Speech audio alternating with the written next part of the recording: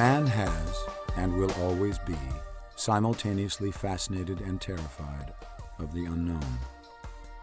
Change is the necessary ingredient for all advancement, and yet it is something very few of us can accept without a fight. In the quest to understand outer space, for instance, the Greek mathematician Pythagoras was the first to propose that the world was a sphere rotating on its own axis, an idea that seemed absurd to a 6th century BC society that believed in a flat, stationary world. They outcast Pythagoras and insisted that an invisible man with a chariot and flying horses dragged the sun across the sky each day. Supported by the newly formed Roman Catholic Church, this Earth-centered universe model remained generally accepted for 15 centuries. In that time, many scientists theorized that the model was incorrect, but few dare share their findings, and those who did were outcast. The last of these rebels was Galileo, the first astronomer to use a telescope and the last to be persecuted by the Church for suggesting that the Earth traveled around the sun. He was summoned to answer on charges of heresy. At his trial before the Church, Galileo was forced to curse, abjure, and detest his theory that the Earth moved around the sun. Had he not done this, he would have been burned alive at the stake. Although Galileo complied, he was ordered to spend the rest of his life under house arrest and was allowed no visitors or outside contact. Immediately after being sentenced, a stunned Galileo calmly declared, "And yet the Earth moves."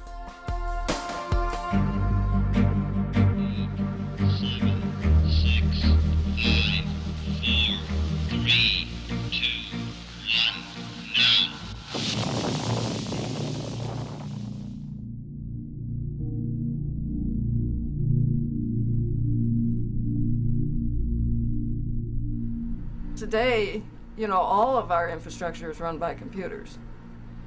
I mean, computers are playing a central role, in electricity, oil distribution, water treatment, finances, everything. If you roll back a few years in time, you didn't have computer attacks, computer viruses and worms doing things like causing air traffic delays, shutting down ATM systems, shutting down 911 emergency systems. So on, that wasn't happening so much.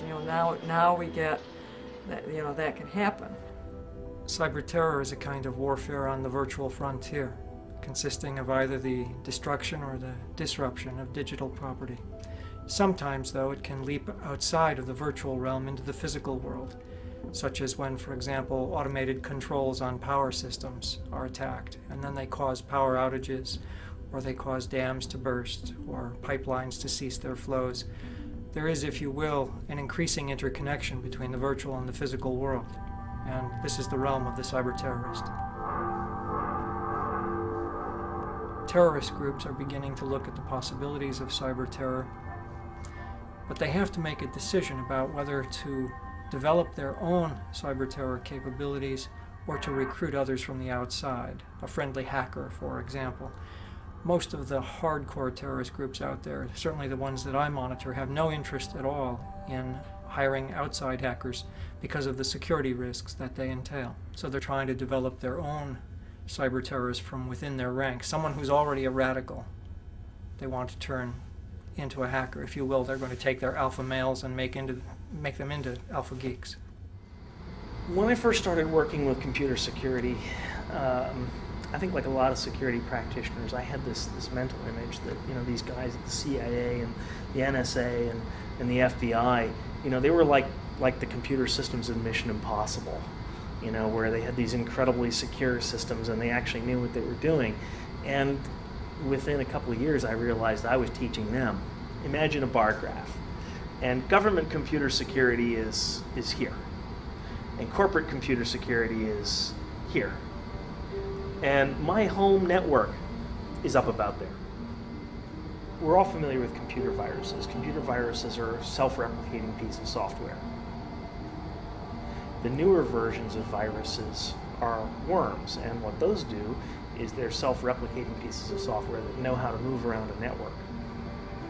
A Trojan horse is a piece of software that gets onto your computer and allows the bad guy to come in around your firewalls or whatever defenses you've got and essentially attack you from the inside.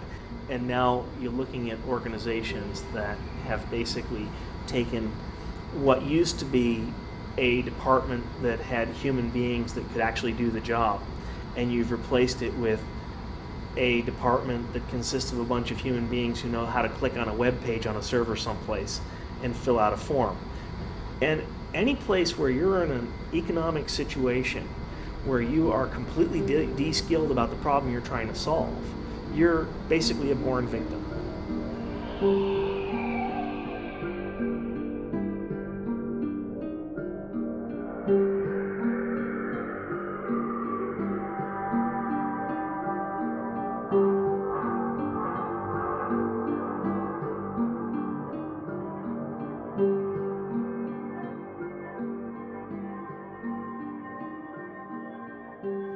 You know, I think as computers continue to underpin our society and become really part of what we are now seeing, I think, is a digital nervous system that underpins our entire economy, we all have to be cognizant of the threat of computer crime and computer criminals. You know, a hacker isn't necessarily, in the popular, vernacular, a bad thing. A hacker is somebody who explores in a quest for knowledge, wants to look at a system and see how it works. A cracker is somebody who takes those skills and uses them for ill, uses them for bad things. All hacking is expanding the boundaries, is exploring. And instead of exploring the globe or exploring space, you're exploring the inner space of telecommunications networks, of the personal computer, and trying to find out what more you can do. Hacking, to me, is expressing the human drive to know more, to go farther, to experiment. And that, to me, is fundamental.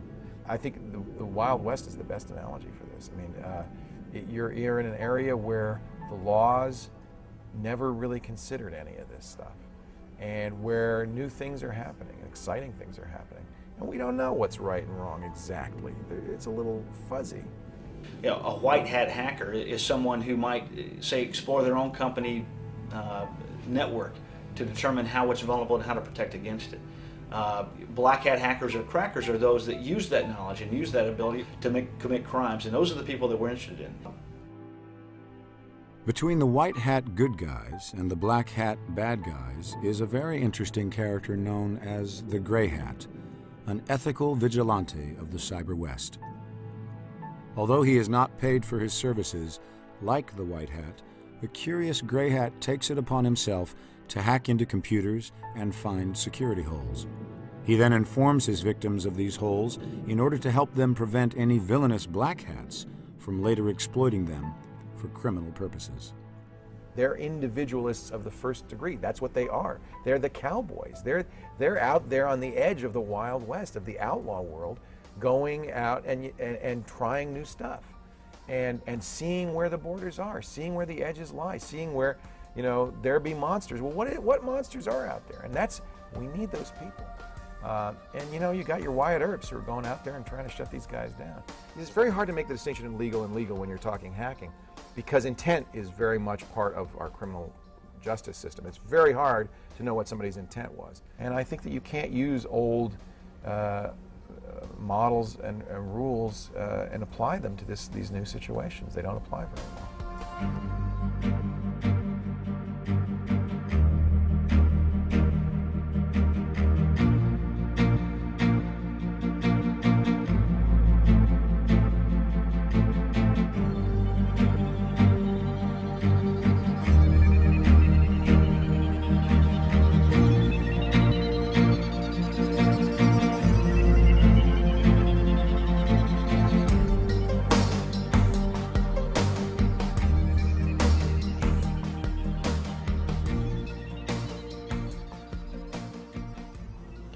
As convoluted as its modern-day usage, the dictionary definition of the word hack is either the act of cutting through something with quick, unskilled blows, or the ability to find a way to manage a given challenge, such as when asked, can you hack it or not?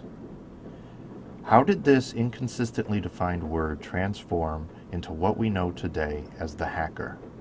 Surprisingly, it was not through the computer, but through the model train. In 1946, the Tech Model Railroad Club was formed at MIT. Comprising of engineer students and model train enthusiasts of all ages, the purpose of the club was to constantly challenge and modify the functional design of model trains in order to hack a better train. They defined a hacker as one who applies ingenuity to create a clever result, called a hack. Still in operation today, the Tech Model Railroad Club remains proud that it originated the word hacker and openly resents the misapplication of the word to mean the committing of illegal acts of computer crimes. It is debatable how many stops the word hacker took on the journey from the model train to the computer, but all agree that chief among them was the telephone. Now, in 1969, nobody had a computer at home. Phone phreaking was at that time hacking the phone system. There were no computers to hack, there was only the phone system. I've always been working in electronics, experimenting around with things, trying different things, finding out why things weren't working, finding out why things did work and why they work so well and why others don't work so well. And I did mostly through experimentation, just by trial and error. I had not actually been the discoverer of the Captain Crunch whistle. The Captain Crunch whistle was discovered by the blind kids, and it was just by chance that they happened to play around with the whistle, and they experimented around with pressing different holes to get the different pitch. Like they try this one, that's not 2600, with a perfect pitch. Now that's 2600. The 2600 tone is used to activate and hang up the long distance trunk. You can go to San Francisco, and from there you can call 604-555-1212 and do this, and go, and you could dial numbers that way. Of course, you have to do it really fast and take a lot of skill to do it. I did it slow because I'm out of practice. I read a newspaper article that it was now possible from certain cities to dial overseas directly without going through an operator. I said, gee, how is that possible? So through a little social engineering. Social engineering is an attack where basically what you're doing is you're fooling someone into giving you access to some place that you don't have any business being. And this is a technique that a lot of people have used, not just hackers. For example, sales guys will use social engineering to try to find out, who's the purchasing authority for such and such a product. They'll call and they'll pretend that they're somebody's buddy or something like that. So through a little social engineering, I was able to get an operator to tell me, oh, you dial key pulse 182 start, and that will get you to the overseas sender. From there, you just do key pulse 044 and the country code and the city code and the number start, and you get connected. Oh wow! So I took down and mapped out the entire country code of the world. Not only can I call countries, but I can experiment around with these codes. I can find out where these codes go to, and I discovered a lot of codes that were not published. The codes would get into satellite systems and phone systems, so ship-to-shore phone systems. They have their own country code. The thrill of it was just understanding how the phone system worked. Exactly when the hacker was introduced to the computer depends on your definition of hacker. If you believe a hacker to be one who enjoys the intellectual challenge of creatively overcoming limitations, then hackers have been involved with each new development leading to the computer for centuries. One thing is for certain, that is that when the hackers finally did meet the modern-day computer, they did not intrude upon them, they invented them.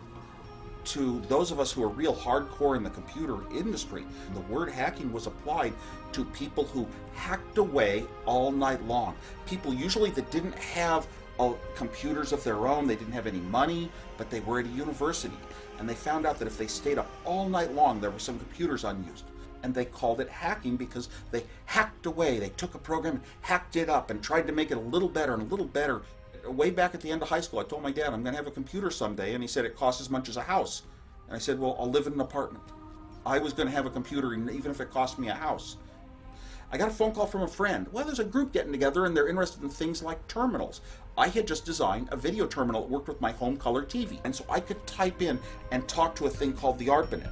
The ARPANET was started by the military and hooked a whole bunch of campuses across the United States together, so I could actually play chess on a computer at MIT and bounce over to a computer at Stanford and see some files, and over to Berkeley, to other parts of the world, long before the internet. I had to have that, so I built my own terminal. And when Alan Baum said, there's a computer club starting for people who have terminals and things. I thought I'll be able to show off my great little low chip design. I went to the club, so excited about it, and found out these people were all talking about microprocessors. Had suddenly made it possible to have a computer at a low cost. It came out of a group of people that were kind of liberal thinking about computers for the people. The whole mentality of the Homebrew Computer Club was extremely open. Information should be published, handed out, because basically we were creating stuff that was going to move the world forward, and we should do our best to be good contributors to society in that way. And that's really where that word hacker originated. For a long time, technology, computer technology, digital technology was the realm of the hacker alone. People who were really into it, that was theirs. Big business laughed at it. IBM said there'll never be a market for more than 20 computers in the world. There's no market for that. So personal computing was really created by hackers for hackers, and that's what, we played with this stuff. Then business, industry, government started to say, oh, wait a minute. Oh, there's some money to be made here, and they started to take it over. First by commercializing the internet. Over the last decade, commercialization of the internet has exploded into a multi-billion-dollar industry, prompting governments to argue that they must control the internet to ensure the economy's safety. ICANN was then created in 1998 by the US government to manage the root servers of the entire internet. There, in Marina del Rey, California, 13 computers manage the domain names of the world, which are essential for the access and trafficking of all information on the internet. Whoever controls these 13 computers controls the World Wide Web. The rest of the world rightfully opposed the US-dominated control of ICANN, which was set to relinquish in 2006 when the UN would propose an international body to ensure that the net is available to all. But in a stunning declaration in 2005, the U.S. Department of Commerce declared that they would keep control of these 13 root servers indefinitely. Each country has its own top-level domain name, and previously ICANN could make no change of ownership of these without both countries' consent. Despite this, the US-run ICANN turned over the country codes for Iraq and Kazakhstan to the United States, a foreign government, without requiring any consent from these countries' internet communities. This now sets precedent where ICANN has authority to regulate who runs which parts of the internet at any given time. Soon after, the popular search engine Google was asked by the US Department of Justice to hand over information on who searched for what on the internet, prompting one to ask what right any government has in asking for control of anything on a network set up for the sole purpose of open and free information sharing. Google valiantly refused. But what should happen if the day comes when governments stop asking for this kind of control? I think hacking skills are going to become critical to liberty in this country. Because as government and industry starts to realize they can use technology to shut people down, to reduce our liberties, the only freedom fighters out there will be hackers. The next war is not going to be fought with bullets and guns and bombs. It's going to be fought with code. It's going to be fought with technology, with computers. That's how the war is going to be fought. And if you want to preserve liberties in this country, I don't think it has anything to do with the Second Amendment, the right to bear arms. It's the right to bear computers. And over time, the newspapers and the media have tried to make hacking to be a word that means, oh my gosh, it's something bad, it's a threat, it's one of these invisible threats that you don't know about.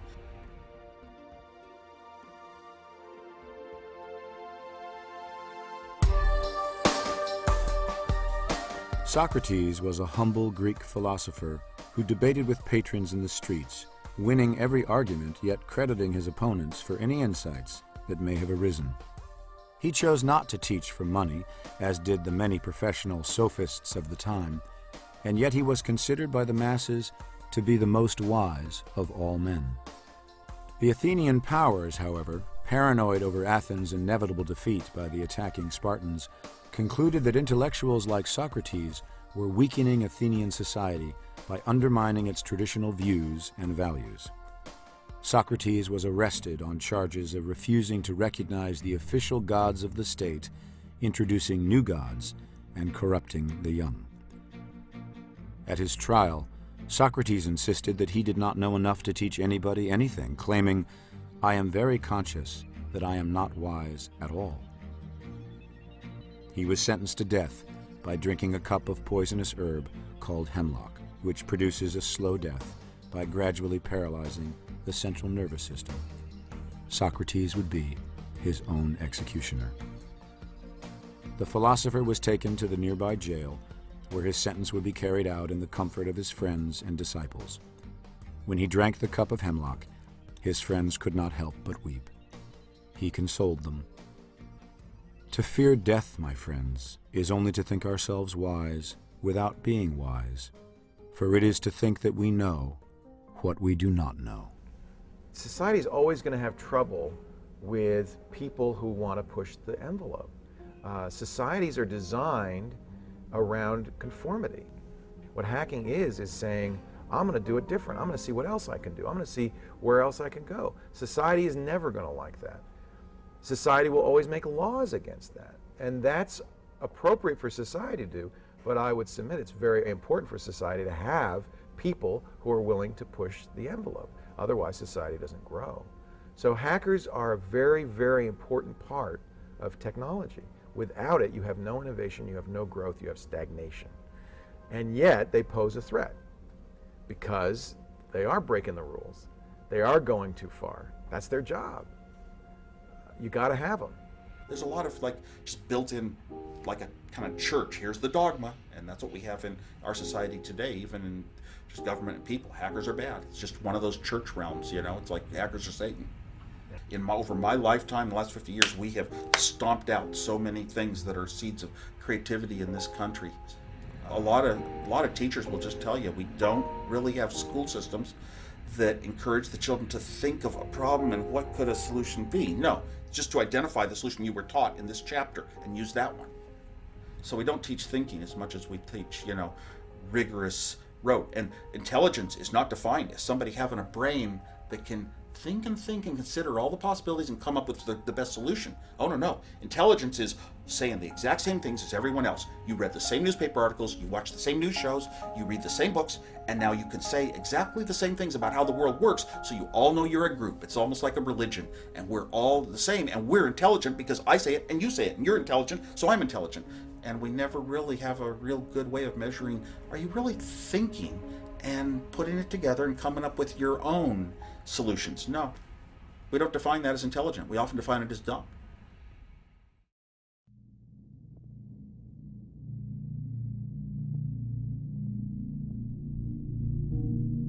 Most hackers are of benign intent. They're just curious. And those hackers who are destructive or criminal, they should be punished. I'm not interested in talking to those people on this show.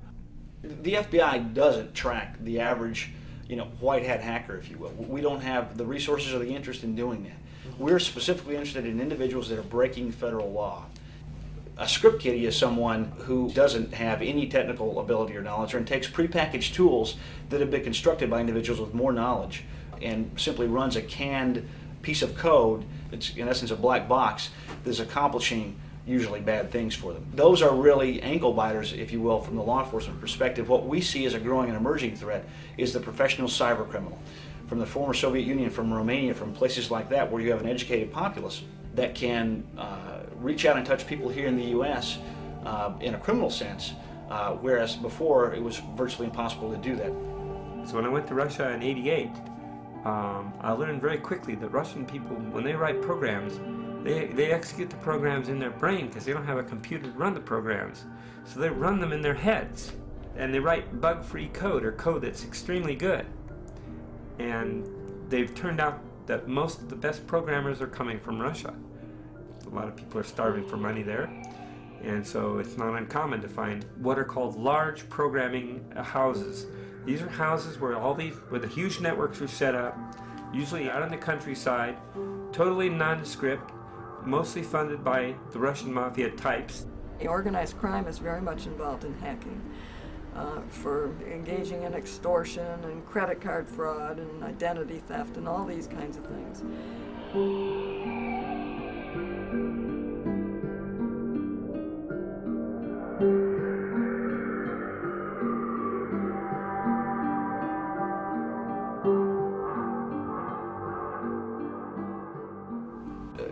these identity theft schemes, these phishing emails and related type activity, or even computer intrusion looking for personal data, they're looking for your identifying information. They want to be you. They want to be able to order merchandise in many cases, or even take out home equity loans or even home mortgages as the person that they now own in a sense, because they have your name, address, in some cases date of birth, social security number, credit card information, the authentication code on the credit card, expiration date, etc. So they're looking to be able to profit financially in almost every case. There's also a great deal of concern about disruption of financial sectors and stock markets. In the real world, we've seen a number of attacks on the Taipei Stock Exchange. It is thought perhaps by hackers from mainland China, and that's caused some fluctuations in stocks. Some estimates suggest that over a third of American gross national product is now web and net based. There's a vast conspiracy among financial institutions and government to hide the degree and the amount of hacking that's going on. FBI, Secret Service, the banking community, the financial community, they don't want you to know how often they're being hacked. It would rock people's confidence.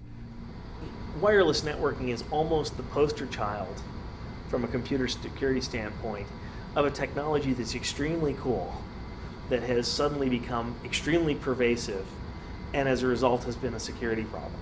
Simply capturing wavelengths around these various wireless hotspots that are being created. Again, for efficiency's sake, it's also creating magnets to draw the hackers who would get inside our systems. Recent news stories have shown that an airline had curbside check-in over wireless, and this allowed anybody in the parking lot for that airport to have access to the internal system of the airline. With wireless access points, if someone can pull up in front of your house with a computer, they can do pretty much anything they want anonymously on the internet. In almost the majority of cases, unsecured computers are used not to target the individual, the owner of the computer, but to use in furtherance in the commission of another crime against somebody else. So you're being used as the springboard for another crime without your knowledge. If they're a terrorist, they could be untraceable. Terrorists will use any tool at their disposal to accomplish their goal of creating chaos and terror.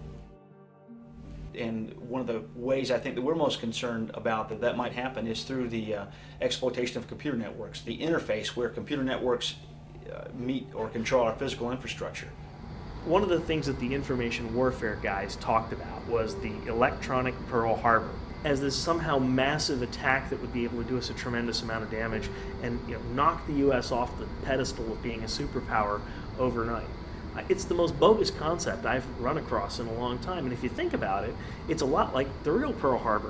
What did the real Pearl Harbor do? The real Pearl Harbor caused the United States to enter into the Second World War and thoroughly kick the ass of the Japanese.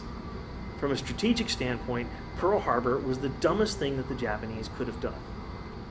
The other one that I really like is the cyber warriors shut down the automatic teller machine networks, and everyone panics, and the economy collapses. Well, SQL Slammer took down Korea's automatic teller machine networks for 3 days. Korea is still here. They didn't panic. They waited until Monday to get cash. It just worked. Human beings are amazingly resilient, and what's happening is that these people are assuming that the entirety of human civilization is this house of cards that someone's going to be able to poke really hard and cause it to fall down. A lot of people oppose the notion that cyber terror is serious simply because it hasn't been serious yet. But there are some real-world instances from the defense sector that say to me this is an extremely real problem and a very, very serious one. And the first of these took the form of a classified exercise known as Eligible Receiver, about which we can say only a very little. It remains classified. What has been publicly reported is that the Pacific Fleet was basically put out of action by hackers during this exercise, and I'll leave it at that. The real-world incident that I think proves, to my mind more than anything else, that this is a real phenomenon is something that was publicly reported under the name of Moonlight Maze. And this was a case of real-world intrusions into classified defense information systems with a great deal of compromise of them. And all I can say is that this problem went on for years. But anyone who has any understanding of these issues knows that Moonlight Maze was the existence proof of a true, serious, and growing cyber threat. One of the greater concerns of those interested in stemming the tide of cyber terror is protecting our power grids. The nation's economy, its defense, its transportation systems all run entirely dependent on smooth flows of power. And if these were disrupted, the economic and the strategic consequences would be simply incalculable. Power for the American systems operate on something called SCADA, System Control and Data Acquisition, which means the controls are entirely automated. In the case of a dam, for example, how much water to let through and how much to hold back. And if these controls are played with in some unfortunate fashion, they could well result in a buildup of too much pressure at a particular area, or could simply by opening up all the sluices create flooding downstream from a dam. A lot of gas pipelines run on these SCADA systems, and simple things like regulation of temperatures could cause coagulation within pipelines, or automated scrubbers working inside the pipelines to clean them could be used instead to block the pipelines, causing some kind of rupture. The Clinton administration came up with a number of good concepts for national information defenses. One of those was the idea of building a network between public and private actors. And you have to remember now that over 90% of all military communications go over civilian systems. So it's absolutely essential that we have this kind of public-private cooperation. In the military, for example, we have two extremely highly automated systems. It marries up equipment and troops being moved halfway around the world in a synchronized way. If either of those systems were intruded upon by hackers and disrupted, the delays that could be caused in the physical world could run in weeks to up to a month. In a place like the Korean Peninsula, Seoul is already an artillery range from the north, and so slowing down reinforcements coming to the peninsula, that would make a very big difference. A SCADA system or any other kind of automated control system is vulnerable to the extent to which someone can gain access to it from the outside. Now, why do these networks wind up getting connected to the internet or connected through a firewall to some other network? It's so people can send email. You go to the systems administrators and you say, which systems can you never afford to have go down? And they'll say, the mainframe. Okay, so the mainframe must be segregated. And then everybody goes, well, they all need to get to the mainframe from their desktops. Okay, then you're saying that the security perimeter around that mainframe has to encompass these desktops, right? Yeah, sure, okay. Well, then those desktops should not be connected to the internet. Well, how people read their email? Well, the simple answer there is you have to make an intelligent and rational decision. Is it more important that people be able to read their email? Or is it more important that that system be inviolable and tamper-proof?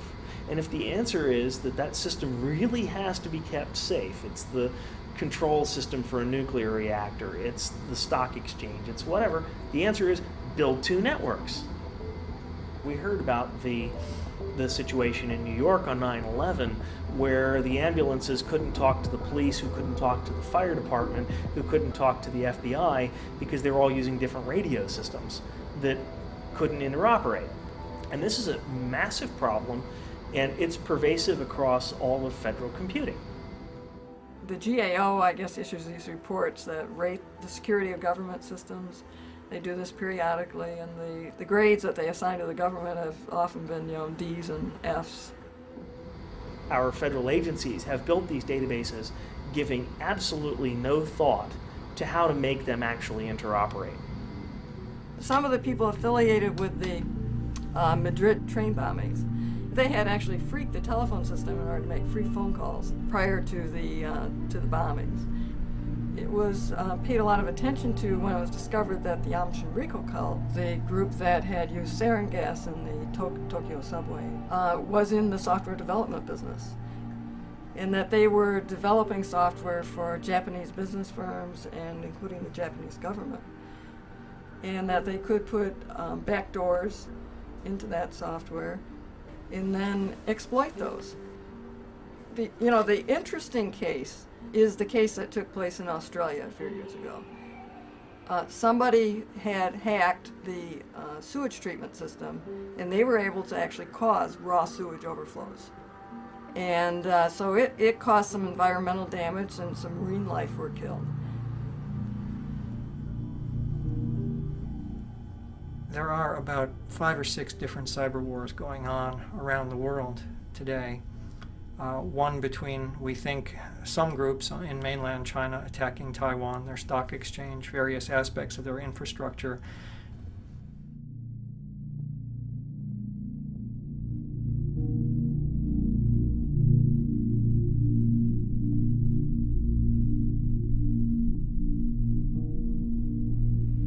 When India detonated its nuclear blast, and Pakistan followed super few days later again in May 1998. What happened was that a few days after the Indian blast, Bhabha Atomic Research Center, which is India's major nuclear installation, its website was hacked by an anti-nuclear group, a peace group called Milworm. The first Pakistan group was called Pakistan Hackers Club. The second group, which is probably the best, is one called G-Force Pakistan. They broke into some of the networks of the army. They gave a warning to the Indira Gandhi Nuclear Research Center at Kalpakkam, where G-Force Pakistan had told them on Monday, we'll crash into you on Thursday afternoon. And despite having 4 or 3 days notice, G-Force Pakistan did manage to crash into them precisely on Thursday afternoon.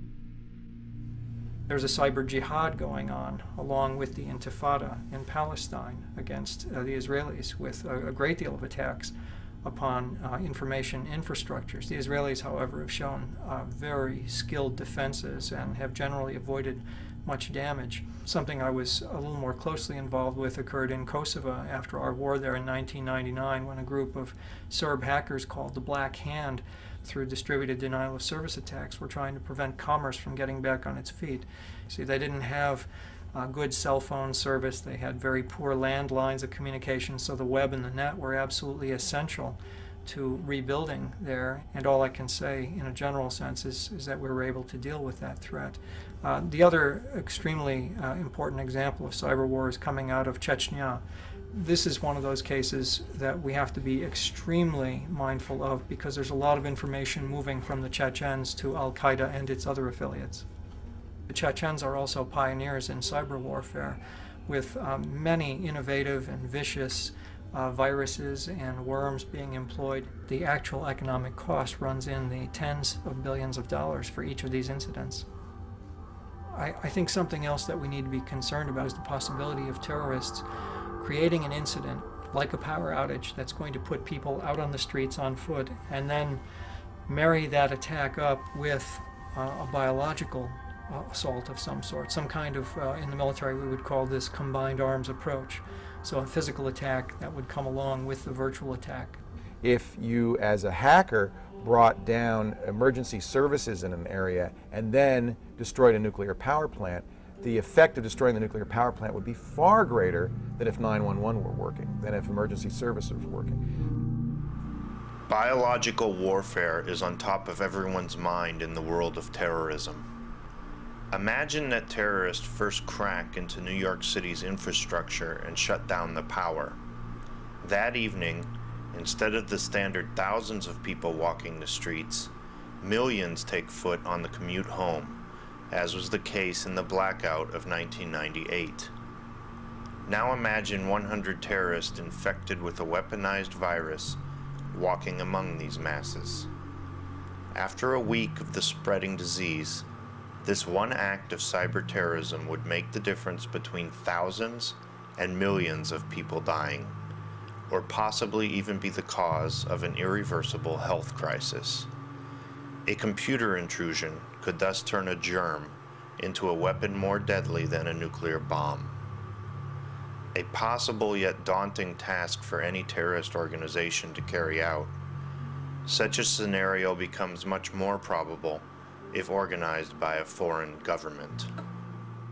Now, the thing about China is that it is not done so much by students and teenagers In China, it is the PLA, the People's Liberation Army, which is actually preparing for a very advanced program in information warfare. Here, it's a very organized initiative at the state level, at the army level. Well, they had conducted some kind of war exercises of the army, which was directed against the US, those were directed against Taiwan, Japan, South Korea. And there were simulations on how to bring the electronic infrastructure, their trading systems, the stock exchanges, their electricity grids to a halt. China's chief of staff and several generals were involved in this planning exercise. About 500 soldiers were involved. They did a lot of analysis on how they could carry out what are called blitzkrieg attacks. The sudden attacks paralyzed the information network. The primary aim was the US aircraft carriers, some of the missile systems, and then the aircraft.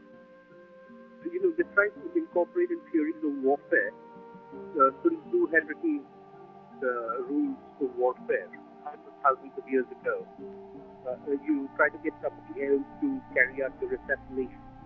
The idea is to make you believe that it came from within, that they'll use cracker groups in various other countries, such as students, to act as front of the PLA. People who are attacked will think that it has come out of the university, whereas it really has come out of China's People's Liberation Army. I don't know how much time we have left before the radical develops the skills of the hacker, before the gap between the two is narrowed. I only know that it's not a great deal of time, and as I look around, I see very little effective preparation for this threat. I think those in the hacker community realize that I have a respect for their skills, for what they do, and therefore for their ability to help us in the current conflict that we're in. And these are people who don't want to see a world in which terrorist organizations are blowing things up and moving on to the acquisition of biological or nuclear weapons. And they realize that global terror networks rely inordinately on the web and the net to coordinate their operations. So they're in a unique position to help us in the war on terror, and we should be cultivating them.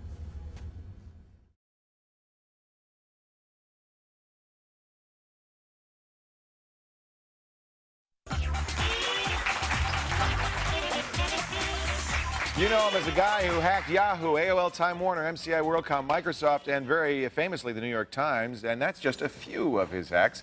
Adrian Lama, one of the most celebrated hackers in the world today. Do you define yourself as a hacker? Do you consider yourself a hacker? It's not a term that I try to sell myself as. Yeah. People use hacker to mean a lot of different things, and I really just do what I do. It's not limited to computers, so I really don't know if it's hacking. I think Adrian is a really example of a guy with very strongly held beliefs.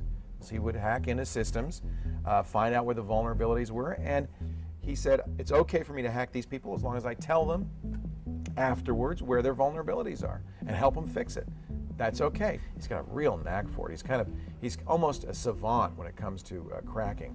Any company that you hear is a common brand name pretty much had a router with WorldCom, had network connectivity with WorldCom, was managed by WorldCom.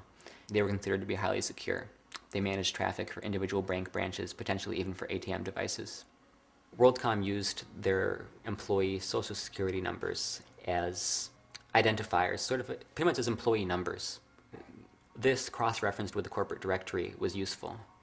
The passwords also weren't hard. Some of them had random alphanumeric passwords, but some of the companies that you do business with every day had passwords that were simple dictionary words, names of animals. Here you have companies that on one hand have paid millions of dollars for this network infrastructure and they can't even be bothered to think of a good password. We see the lack of a robust password policy, a lack of strong passwords. There's known as a brute force attack, when intruders, hackers, or crackers can just repeatedly try every combination, every permutation of the alphabet or letter number combinations, and eventually they're going to reach the right answer and gain entry to your account. However, there was another tool that allowed me to perform tests on routers. It would connect to the router via the phone system, it would log in, and it would check to see if the router was healthy. By combining these dial-up numbers and the logins, anyone at all with this information could have connected to each and every router that handled the data for Bank of America, Ford, Chrysler, NASA. There were very detailed routing paths, like I could see how the Goddard Space Center talked to NASA headquarters. Really, in just the course of a few hours, anybody could have gone through and turned them all off. Network connectivity for a huge chunk of corporate America and for the government would have just gone away. Anybody thinking about it should be scared by the possibility of just how vulnerable it was to anybody that could have used that information. Because again, you didn't need to be a programmer, you didn't have to be a technical wizard. You could have done it from a payphone. Nobody would have ever known who was responsible for it.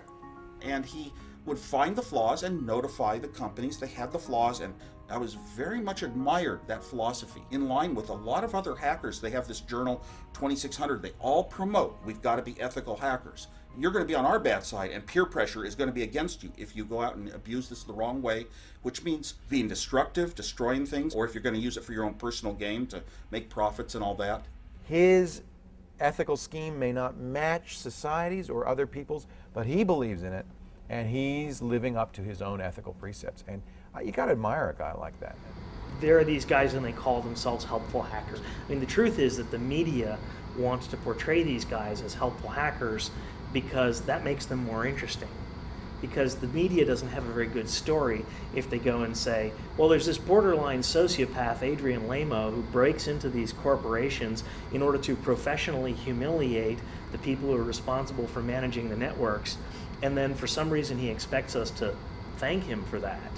Do you consider yourself on a mission to get these companies to realize that they have poor security practices? I don't consider it my responsibility to reform security in the world as we know it. I think, if anything, I'm on a mission to be in the right place at the right time. Most hackers, when they're trying to hack into something, they'll have all kinds of programs that they run. There's things that are called exploits, which target specific weaknesses. So they'll look for these weaknesses and try to target them. Adrian just goes to a web page and starts clicking around a little bit, and all of a sudden he's at some sensitive company information. I mean, just the fact that he uses a web browser, just from Kinko's. I've never seen him use anything other than just a web browser. Adrian never damaged any company that he had any dealings with. I mean, he never asked for money, never asked for anything. The companies that he helps is just a consequence of what he does. He doesn't wake up in the morning and say, I'm going to hack so-and-so or I'm going to help so-and-so. He just finds himself someplace looking at some information and thinks, you know, these people might want to close this down so other people don't follow my path in here. If I can get in here, other people can too. He is probably the best hacker I ever met. So as far as, I mean, if you were going to have a messiah of hackers, he would be it. He's a good example of a guy who lived on the fringes of society and didn't want to be part of mainstream society. He didn't want to hold down a job. He didn't want to go to college. He wanted to explore. We call you the homeless hacker because you don't have a residence that you live in all the time. You move around from friend's house to house. Is that how you do it? Or? I sort of have a long-term tendency to move around. I've been a little bit more stable lately, but I wouldn't say I'm slowing down. I'd never really started to travel. It sort of happened. I had an apartment in San Francisco for about 6 months or so, and I was working consistently at the time. I had the opportunity to save up money. I realized Greyhound was cheaper, and it let me see more of the world, and I just started going places. I do it because it's what I do and what comes naturally to me. Yeah. In any environment that I'm in, I notice things and I follow up on them. I often meet people that have lived places their whole lives and find them terribly boring because they were raised there and only know one way of seeing it as this place that they're stuck and they want to get out of. And they're often amazed just by my sense of wonderment at many of the places around them, of my ability to just walk around and find so much uniqueness about it that they've lived with every day and never really noticed before. Life is just so full of possibilities. I had very low expenses. For a lot of the time, I could usually live on less than $50 a week, $100 a week if I had to. And frequently I would end up somewhere where I knew nobody and had nowhere to go. And probably from when I was 18 or 19 up until 22 for 3 or 4 years, I would decide that I wanted to visit some place, and since I had my entire life on my back, I would just wander out and find myself never coming back and moving on to a new city. It spoke to what I'm sure must have been the sense of wonderment that the people that came before us, the people that discovered the areas, the cities that we now live in and inhabit, the people that sighted new land for the first time must have felt. It's the same sense, the same drive. It brought me so many moments of uniqueness, so many moments of joy, of things that I never would have experienced otherwise, that it more than makes up for the moments of anxiety of not knowing if I would have a roof over my head in a storm.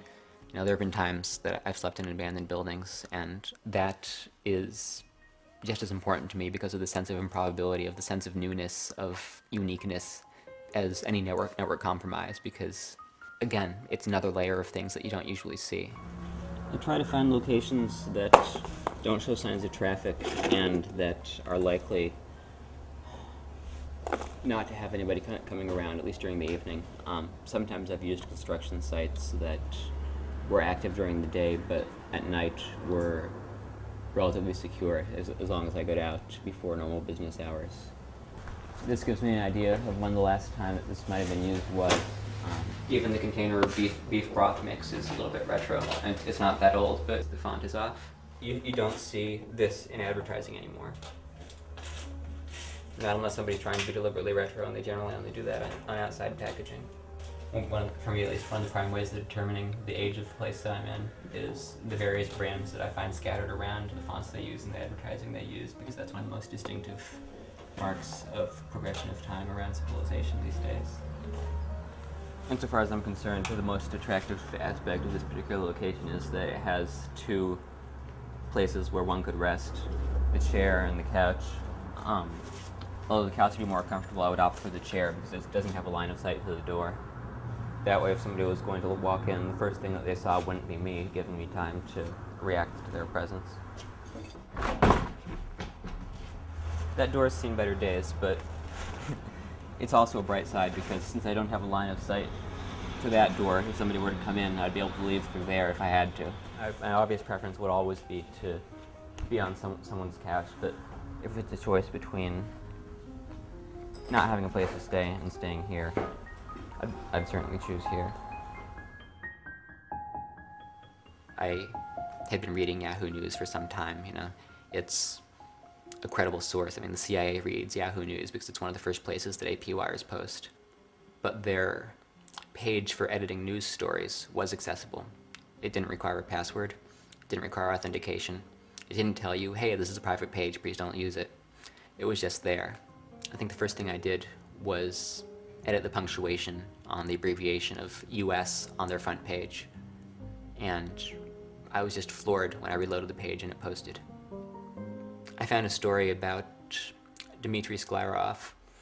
He's a Russian programmer that was charged here in the United States based on some software that he produced. Legitimate software with legitimate purposes that allowed a user to bypass password protection on protected ebooks that would allow them to bypass the restrictions that are placed on that content. The penalties that they had in mind for him were ludicrous enough, but it was another one of those areas where I figured, you know, somebody's going to have to notice this. So I added a line stating that he was eligible for the death penalty, and added an additional one. Whomsoever told them that the truth shall set them free was obviously and grossly unfamiliar with federal law. The NSA is the entity that's tasked with monitoring electronic communications throughout the world. I figured somebody would have to notice this. Days, over a week went by and nobody ever did. And I did a few other ones here and there. They had an option that allowed you to change stock tickers. They get the actual feed for the stock tickers in real time from the actual stock exchanges, but you could change the ticker symbols to indicate that two tickers had merged or that one had changed, so that, say, I could have made Microsoft's stock reflect the values for Excite at Home. Journalism is a great venue for truth, but it's dangerous when people accept it so blindly. I had this access through September of 2001, and I found myself sitting looking at Yahoo News at all of the servers that they had added to keep up with the millions of hits on the morning of September 11th. And had anyone wanted to, they could have changed any aspect of the story. Shit!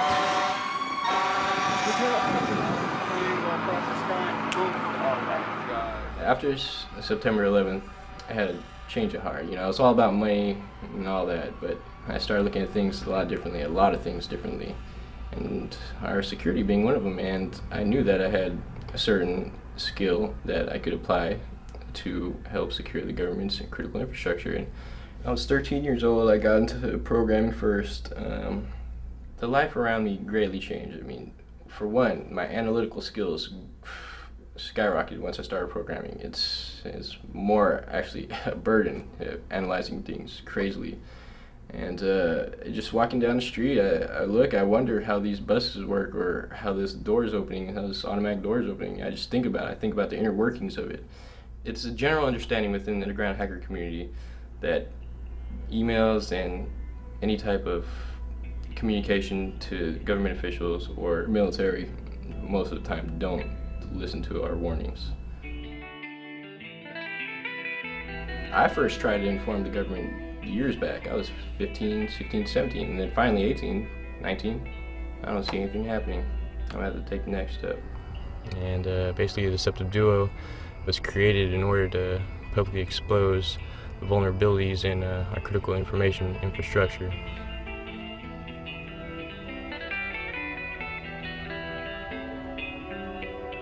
And by doing that, we forced them to secure their systems or make our country more secure, electronically speaking. One of the most initial steps was targeting. We had to acquire the most likely target, for a terrorist. We had to recreate the scenario as real as possible, how it would play out as a cyber terrorist attack. So what we did was we targeted certain government military agencies, the Navy, the Army, Pentagon. We exposed specifically documents that we shouldn't have in the first place. What we did was illegal, yes, I'll admit that. We accessed their computers without their permission. But that was the whole point. We needed to do that. We needed to recreate a terrorist scenario. I remember some people, we would hack into some agencies and they'd know about it, obviously, because we defaced their homepage. They would fix their homepage, they'd put their original content back up, and yet the hole is still open. The vulnerability is still there. They failed to patch it because we performed follow-up tests to ensure efficiency. We got tons of emails from supporters saying that they believed in what we were doing. We weren't looking to be called patriots. We weren't looking to be recognized as something like that. We just wanted to do what we did. Yes, people would call us patriots, but refer to us as just hackers. That's it. Just people. Sometimes laws are inappropriate, and so I'm not opposed to civil disobedience. Okay, if people think that there are laws that are inappropriate and they feel, from their conscience that they should break those laws in order to protest those laws, I don't have a problem with that. But I don't think we want to be encouraging our kids to do this. Well, a web sit-in, they started out, the first one was conducted against the French government, and this was mid-90s. They called upon a lot of users to just point their browsers at particular French government websites and just click on the reload button over and over again as fast as they could so as to generate traffic against the website. But over time, I think they became less effective because people found ways of being able to avert them. And in fact, some of the web sit-ins that were conducted by EDT were met by counterattacks on the part of the governments that they hit. So the Pentagon struck back in one case and basically crashed the personal computers of the people who were participating in the sit-in. Which is not to say that hacking computer systems is not a good thing to do to find vulnerabilities. I'm all for that, but do it with permission. Okay, let companies, let the government either use their own employees or hire outside consultants, and you do it in a controlled way by people that you know and trust, and that's a good thing to do. Having worked for nonprofits as long as I did, I saw a lot of people that went in really energized about what they did, excited, feeling like they were doing something that they were good at, they could make a difference, and came out a couple of years later burnt out from having to take something that they loved and have it be their day job day after day, no longer being something that they enjoyed but instead had to go to work and do. And really no compensation would be worth that for me. In 1962, Desmond Morris published his book, The Biology of Art, which details his experiments teaching chimpanzees to paint. The chimps enjoyed painting immensely and eagerly created works of energetic colors and strokes. One phase of Morris's experiment involved rewarding the chimps for producing their paintings. Whenever a chimpanzee painted, he received a peanut. Surprisingly, very soon the quality of paintings began to degenerate until the chimps produced the bare minimum that would satisfy the experimenter. Any joy found in the act of painting was lost as the chimps uncaringly slapped paint on their canvases and ran to collect their peanuts. You're just doing it because you like it. Were you always like this? I mean, as a kid, did you do this kind of thing? As a kid, in like the 5th grade, I would sift through teachers' garbage cans to see when the fire drills were coming up and when pop quizzes were, that sort of thing. It gave me a sense of the system that I inhabited while I was going to school as it operated around me in ways that I would otherwise never see. Normally, I would just see the effects of these things. Oh, the fire alarm is ringing, but here I know there's planning for this. They have meetings. They happen on so-and-so dates for a reason. The fire department is warned. And it does me no good to know this, but it's still fascinating. Dumpster diving is the art and science of sifting through other people's trash. They frequently go into it with the sense of a target. They look for a company that they are interested in, or they look for a target-rich environment, an area that contains lots of interesting corporations that may have a common dumpster if the companies share a building. I don't go into dumpster diving with the sense that I'm going to come away with something that will help me with a particular target or a particular project. I never know what I'm going to find. Sometimes I'll find printouts that have passwords or URLs or various other pieces of information that will grant me access to systems, but other times it'll be something totally random. Emails, communications that are just random internal memos that have no intrinsic value for intrusion, but it's an artifact of corporate mentality, of the senses that people throw out things for the damnedest reasons. One of my dad's wireless microphones, he used to do video production, and I was playing around with one of his wireless mics. I heard a scream, and it was a child's scream, and it turned out that I was listening to a baby monitor from a nearby house. But the fact that this device here, intended for something completely different, could bring to me, just through the air, invisibly, sounds and experiences that were going on in a house across the block was really amazing to me. It's just the sense that, this thing's intended for one thing, but look at what it can do. A baby that's born wants to explore. A brand new baby, a couple days old, you can clap your hands and their head kind of goes in your direction, built in with, I want to find out about the world. If you carry a baby around and feel its muscles, they're pulling different places, and the baby will go right over and want to touch things in the house. Let him touch them. Let him feel what things are. Let him feel what things can fall. Occasionally something breaks. I believe in that. I think our brain wants to have experiences and to learn how the world is constructed, and that's part of our growing up. And why should we inhibit it and think we are the guides and we will let this creature develop? No, let much more of it come out. On the surface, it looks just like a sheer rock face, but as you walk towards it, it becomes apparent that there's a small hole in the ground, and somebody prior to us had spray painted a red arrow on the wall above it, pointing down. And while in the area, I saw so many people walk by it, glance at the arrow, and just sort of shrug. And I like to think that it's there for the people who would look at the arrow and wonder what it's pointing at, who would take the time out of their day to step forward and have a closer look. I've ended up in some pretty awkward places. I've done my share of crawling through mud, but the entrance to the mines was probably the most enclosed space that I've ever had to navigate. On the way in, you have to make your mind up ahead of time whether you want your arms above your waist or below it, because once you're crawling, you're not going to be able to change. There's not enough room. It's easy to be paranoid because many of the upper levels are flooded, and you have this sense of countless thousands, millions of gallons of water all sitting above you, knowing that the slightest thing could bring it all down. It continues underground, where the most impressive fixture that I got to was the underground lake. The lake is perfectly still, not even a ripple. It's not silent. There's constant dripping or rushing water depending on where you are. But if your light goes out, it's total darkness, and everyone's been in the dark, but it's sort of hard to appreciate the sense of total darkness, of having your eyes wide open and not being able to see a damn thing. Yeah, can you put it back on? And now can you take it off? I didn't go out with the intention of compromising the New York Times. I was initially looking at something else and somehow got sidetracked to the New York Times. They had a lot of information that was accessible to anybody that cared to browse around. For their internal system, the password by default was the last 4 digits of the Social Security number, and nobody ever changed it.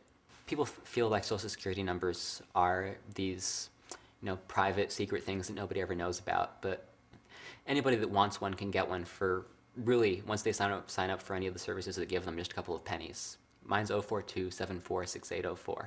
Anybody could get it. It's not a big deal. From there, I had a list of every password of the New York Times.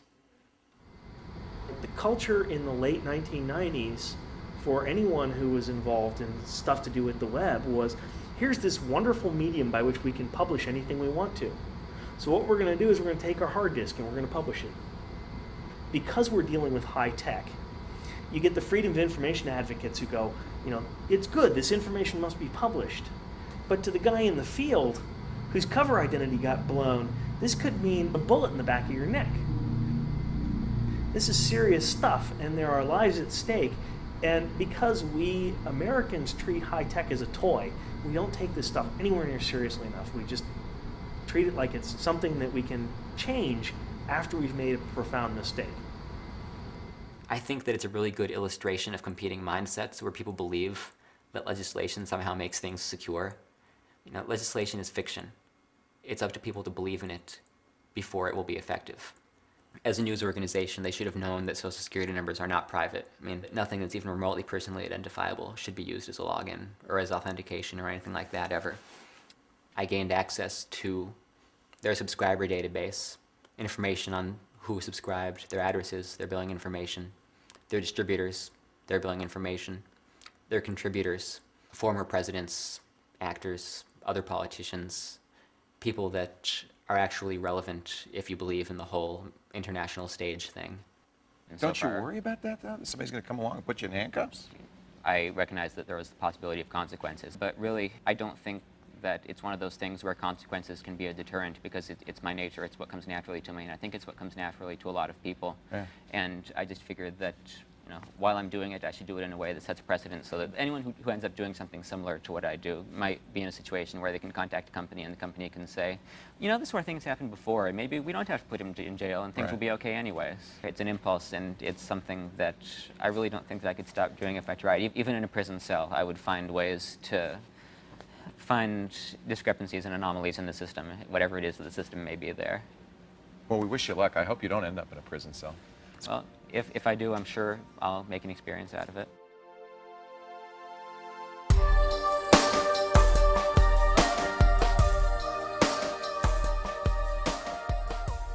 Richard Feynman, winner of the Nobel Prize in Physics, was renowned for his adventurous antics in the world of science. In 1942, Feynman was invited to be a part of Oppenheimer's Manhattan Project at Los Alamos. There, he helped develop the first atomic bomb. With no entertainment at Los Alamos and needing to relieve his stress from the project, Feynman learned to pick locks and soon would leave safes and filing cabinets open in his colleagues' offices to show that the locks were faulty. Los Alamos was the most heavily guarded military installation in the United States. These safes and filing cabinets contained all the secrets of the Manhattan Project, everything about the atomic bomb. Feynman felt Los Alamos a very cooperative place where everyone was encouraged to point out things that should be improved. So he approached a colonel and explained the weakness of the locks, which was that so long as anyone left his safe or filing cabinet open, it was very easy for someone to examine the open lock and discover the combination. Feynman recommended that the colonel write a memo insisting that everybody at Los Alamos keep their safe and cabinets locked even during the workday because they were very vulnerable when open. The colonel agreed to post a memo, but to Feynman's surprise, the memo instead warned everyone to change the combinations on their locks, for Feynman knew how to pick the faulty locks and was thus himself the danger. It has been a long day. I, tracked down my cell phone and I was told that it had been ringing off the hook. My mother alluded to 3 cars currently parked, staggered along the block. I'm concerned. I'm concerned, probably a little bit paranoid, as I think almost anyone would be in my place. I don't think that I would gain anything by going to pieces on this, and it would only hurt the people who care about me to see this weigh on me any more than it has to. And I don't have a clear idea of what the morning will bring, other than that I'll probably, for better or for worse, find out more and have to make some decisions.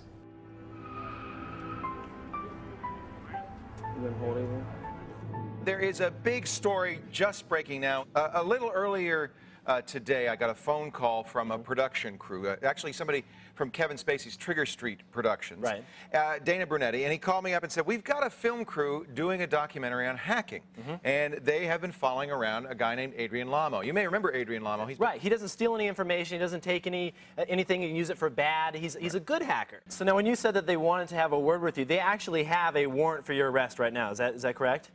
Yes, they have a federal arrest warrant out of New York City. And do you know what the charges are, Adrian? I just know nobody's saying anything, but right. I have reasons to believe that they relate to a criminal complaint that was made by the New York Times relating to my publicized intrusion into their systems last year. It took me by surprise how big the story was. I think it reflects a certain naivety on my part. I just didn't know that it would take on so much momentum.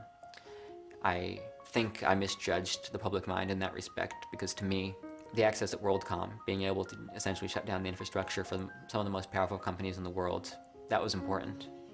The phone number for, Rush Limbaugh, that's not so much. What are you going to do with that? But again, people are obsessed with celebrity, so that's what got play. freelamo.org has a link on their page. It requires absolutely no criminal intent on the part of the person doing it.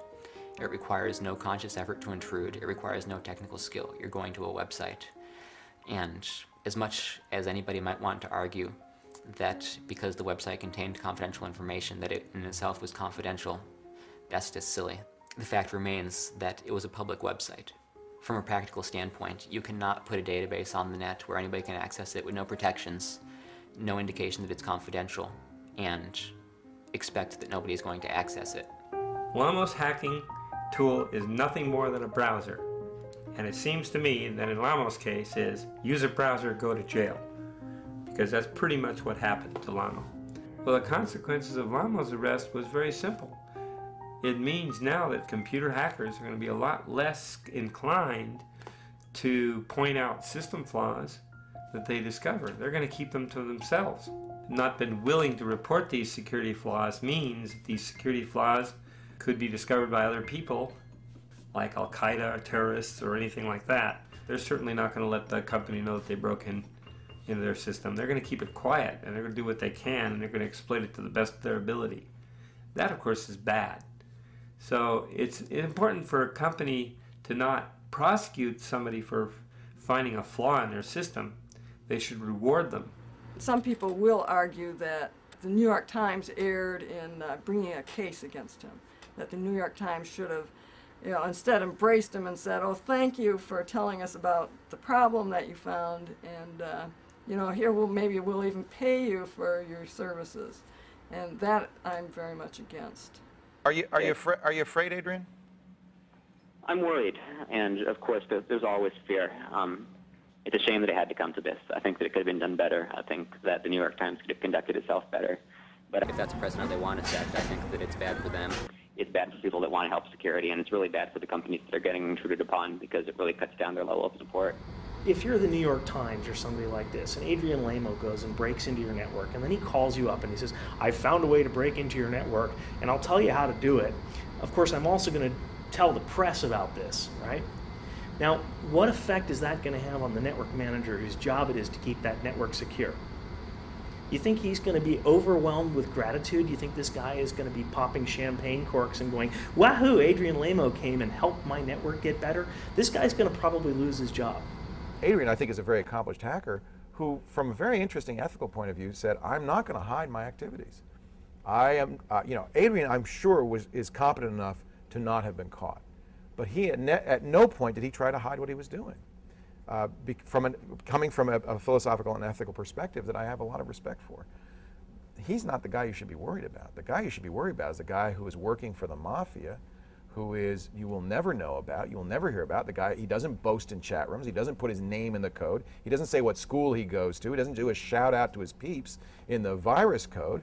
He's doing stuff cleverly and successfully, and you never hear about that stuff because, frankly, they can't catch him.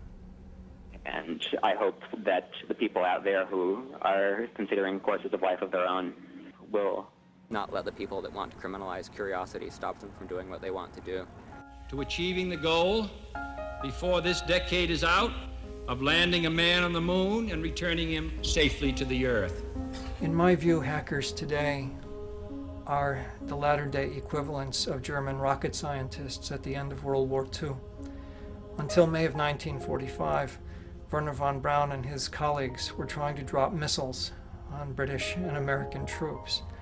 As soon as the war was over, they became our boys, as many of them as we could get, and they developed ballistic missiles, rockets. Our ability to go to the moon was dependent upon them. They were treated as heroes. When I was growing up in the 1950s, Wernher von Braun was my great hero, and I really didn't pay attention to what he was doing when he was fighting against us. Well, today we have to look at these hackers and see that even though they do some malicious things, they have a knowledge that's extremely important to our security, to our safety, and to our ability to confront terror. I think government's real challenge right now is to bring them on the inside to help train our own information specialists to work to track terrorist organizations. Frankly, we could own all the master hackers in our country for half the price of an advanced fighter jet. So we're not talking about much cost. We need to recruit these people. We need to use them. They're Americans too. They're patriots too. They can help win this war on terror. They count more than a carrier battle group, quite frankly. Unfortunately, we have a much different relationship between government and hackers today than we had between government and those German rocket scientists nearly 60 years ago. We have, in fact, a poisoned relationship in which a hacker can do more hard time than an armed felon. Kevin Mitnick, for example, was quite famous for primarily being a social engineer with a lot of his attacks. He would do stuff like he'd call the telephone line crew support number and say, you know, hey, I'm so-and-so and I'm up here on a pole in Tulsa, Oklahoma, and I'm trying to test a circuit. Could you reroute this, or could you make this particular change? And it's amazing how effective those kinds of attacks are. There is a time when Kevin Mitnick hacked into the voicemail system. He re-recorded the voicemail with his voice of one of the VPs of Novell. And then what happened is he had placed a fake phone call with the engineer and said, hey, you know, just leave the passcodes on my voicemail. Well, they then called back his voicemail, confirmed that it was him by hearing the same voice, so they had no problem to leave those passcodes on there. So it's just one of those things that where you're tricking people, you're outsmarting them. One of the reporters, John Markoff, essentially invented the myth of Kevin Mitnick and aggrandized his crimes and his menace. And the upshot was that Mitnick went from being another relatively low-profile case to being a top priority for the FBI. And that's one of the reasons that he ended up in custody without bail, without trial for as long as he did. He is languishing in jail for 4 years while waiting for trial. In other words, they threw him in jail without charging him a crime. And he did 4 years. You could have beat a prison guard over the head and gotten less periods of time in solitary confinement than he did. When Kevin was in prison, he was kept away from payphones. They weren't afraid he was going to hack a voicemail system or open prison doors. They were afraid that he was going to whistle missile launch codes. They felt that he was dangerous enough that just off the top of his head, he could dial up a modem, whistle the appropriate tones needed to connect, and whistle the appropriate codes to launch nuclear missiles.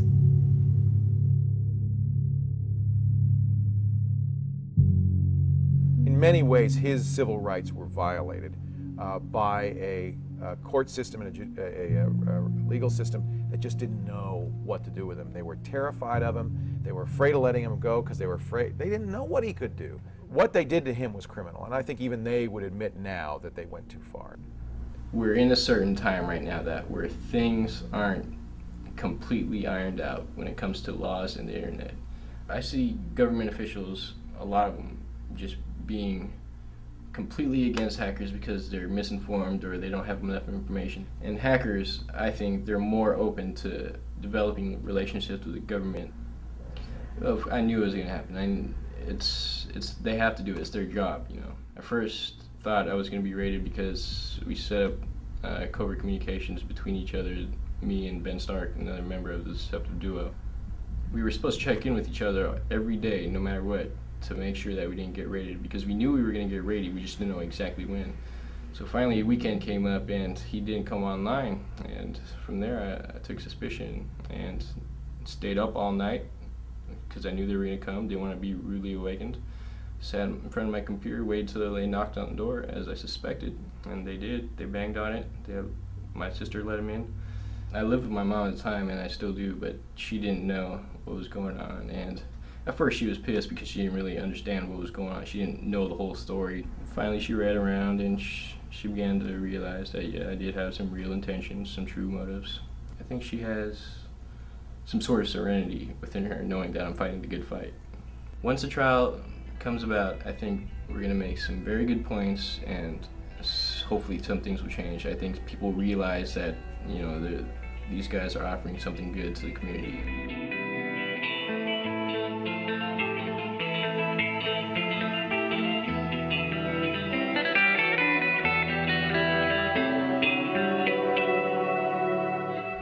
I definitely feel the group was successful because I feel that I accomplished the goal I set out to do, which was to secure our nation's critical infrastructure as much as I could in the position I was in. I would love to help, you know, I would love to continue to help, but the situation does not permit me to.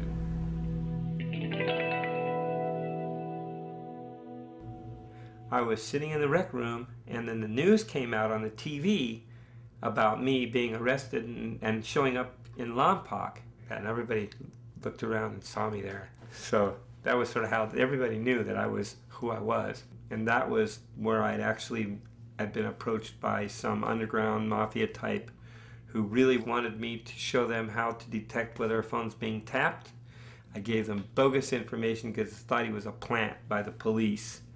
What I did not know was the fact that he had actually gone out there and verified that the information I was giving him was true or not. And then they came back and they beat the holy crap out of me. I mean, really, I was really screwed up, really bad. I mean, it ruptured a disc in my lower back. It made it so I couldn't walk for weeks at a time. And I never was the same physically ever again at that point.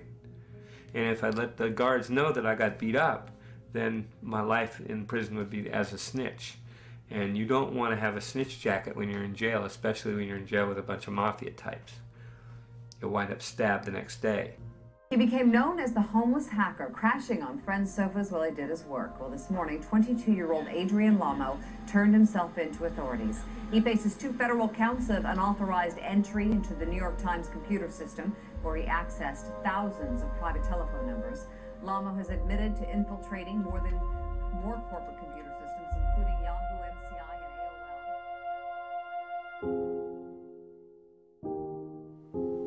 AOL. In terms of the message that this sends, I understand the government's point of view, at least I think I do. I understand that they feel they need to send a message that crime can't be tolerated, no matter how well-intentioned it is. And I think that in some ways they're unable to look beyond that message.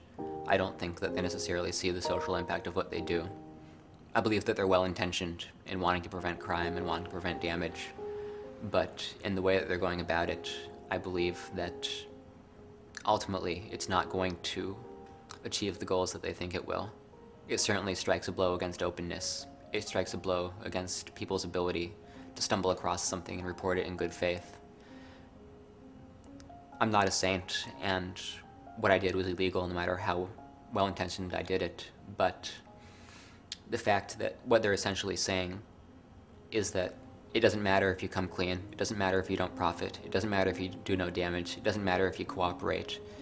You know, it doesn't matter if you discourage others from doing harm, we're still going to come after you.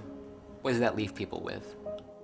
If they're going to come after me no matter what, then why exercise restraint? Why exercise good faith?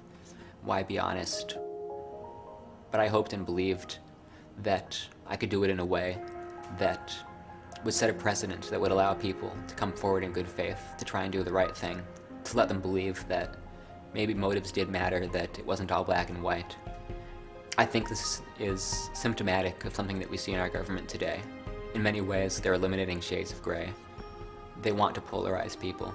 It's important to our national agenda today to see good guys and bad guys, because as soon as we start to believe that maybe it's not all black and white, that somebody can do wrong for a good reason, that not every action of law is inherently infallible, it strikes a very dangerous precedent for the government the way it wants to operate today.